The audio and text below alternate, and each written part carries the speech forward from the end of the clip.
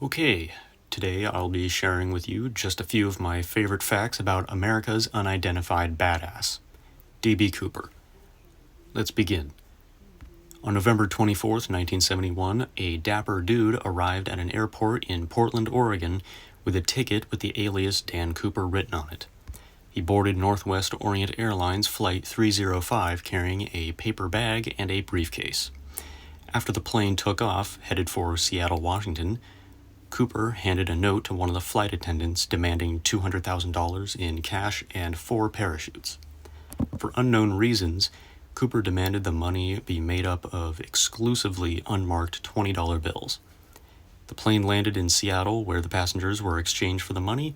The plane took off again, and Cooper told the pilots to fly south towards Mexico.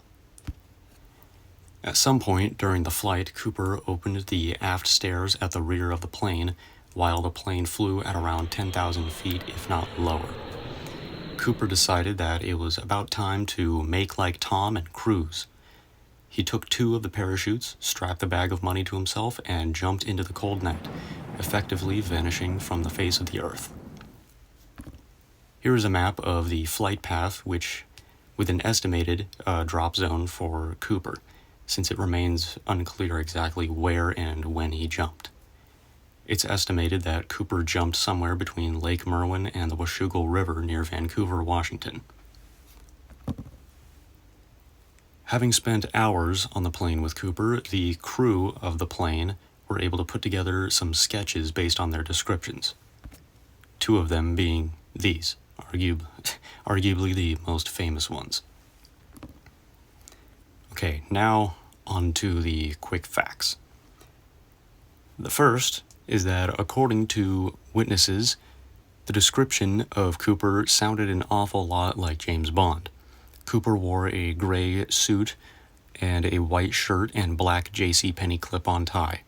Yes, a JCPenney clip-on tie. Over that, he wore a dark rain-type overcoat, or a trench coat, whatever you want to call it. To top that off, this man was wearing loafers. Oh, and you can't forget about those dark wraparound sunglasses. The second fact is that he may have posed as an agent working on a movie. Allegedly, 2 weeks before the hijacking, a man matching Cooper's description was seen having discussions with pilots about how to safely drop an object from a plane to an accomplice below. It was also noted that he spoke with a low voice and intelligent vocabulary, just like Cooper.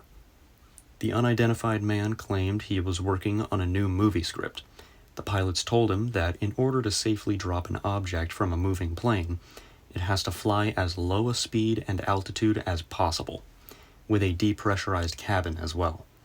Despite fitting the profile of Cooper, this man was never identified. Now, the final fact is that Cooper, believe it or not, has a security protocol named after him. After securing his place in history and becoming a legend himself, Cooper changed aviation security forever. Remember the aft stairs at the rear of the plane that he used to jump from? Well, since then, those have been fitted with devices that prevented the stairs from being opened during a flight. They named this the Cooper Vane. This is also what sparked the idea of full luggage checks in airport security. And hell, I'll throw in a bonus fact here. On the plane, during the flight, Cooper ordered 2 bourbons, and he paid the flight attendant with cash.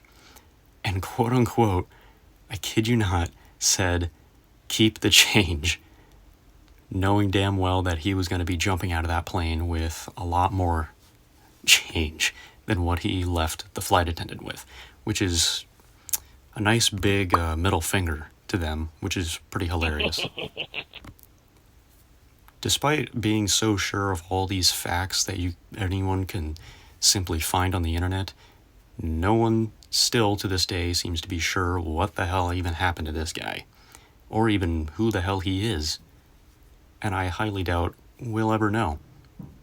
And honestly, I'm okay with that.